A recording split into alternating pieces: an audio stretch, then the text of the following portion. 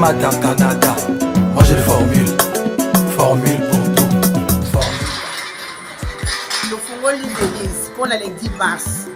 ezosenga kaka liputa mbiliabela loba liputa ezali ebele me balobaka nini etangele nde ekeseni eza 5e édition ya bamama bosembo yango tozobenga bino eza journée kaka moko date eza kaka moko le 10 mars 2023 journée internationale des droits de la femme mokolo wana mama liputa tala kaka soirée eza kaka moko mokolo ya liputa nde makambo tala niveau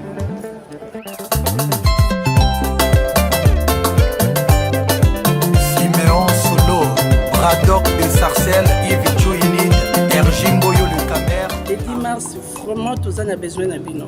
Tous en a besoin de soutien pour les qui soutient exactement. Liboko moko et ça la kilote.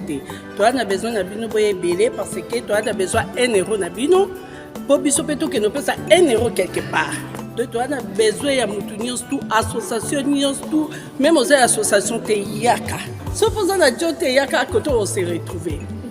Soirée événement monene n'est pas des événements n'est pas maman mosembo toujours de comme mon espace tout ringato like ça espace avenue Diambo place tokozala le 10 balobi boya ebele le 10 mars événement saka moko ya ba mama bosembo ya ba mama d'avenir. Nous l'homme sur ligne allez bisous.